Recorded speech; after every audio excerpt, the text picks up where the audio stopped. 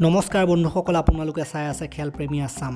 অসমবাসীয়ে আশা কৰি ৰৈছে যে হিমা দাসে গোল্ড মেডেল জয় কৰি ৰাজ্যখনৰ গৌৰৱ বঢ়াই তোলক, দেশৰ গৌৰৱ বঢ়াই তোলক।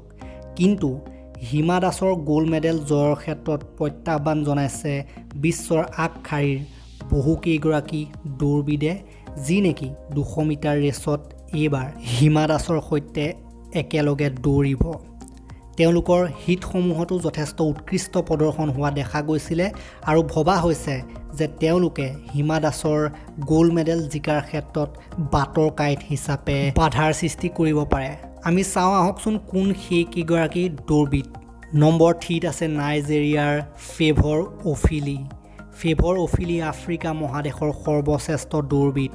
তেখেতে নিজৰ কমনৱেলথ গেমছৰ কোৱালিফাইং হিটত 22.71 ছেকেণ্ডত ৰেচ কমপ্লিট কৰে, যিটো নেকি আটাইকেইটা হিটৰ ভিতৰতে সৰ্বশ্ৰেষ্ঠ আছিল। গতিকে বৰ্তমান সময়লৈকে এইগৰাকীয়ে টপত আছে বুলি ক'ব লাগিব কমনৱেলথ গেমছৰ গোটেইকেইটা হিটৰ ভিতৰত।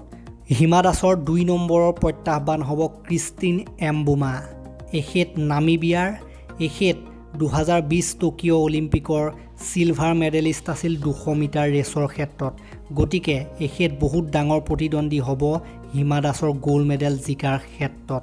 আৰু এখেতে নিজৰ কোৱালিফাইং হিটত 23.20 ছেকেণ্ডত কোৱালিফাইং কৰিবলৈ সক্ষম হৈছিল ৰেচ কমপ্লিট কৰি।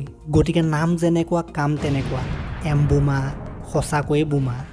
আৰু নাম্বাৰ 1ত মই যিটো নাম লৈছোঁ সেইটো নাম শুনি সকলোৱে ভয় খায়। সকলো দৌৰবিদে তেওঁৰ লগত দৌৰিব নিবিচাৰে আৰু লগতে তেখেতক বহুত সন্মান কৰে বিশ্বৰ বিখ্যাত দৌৰবিদ হিচাপে।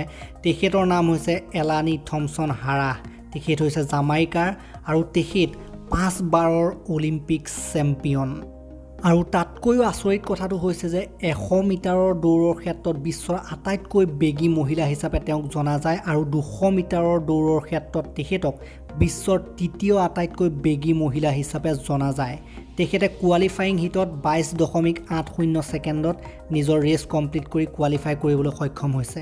গতিকে এলানি থমছন হাৰাহ নিশ্চিতভাৱে এগৰাকী চেম্পিয়ন আৰু তেখেতে বহুত বেছি প্ৰত্যাহ্বান জনাব হিমা দাসক গোল্ড মেডেল জিকাৰ ক্ষেত্ৰত।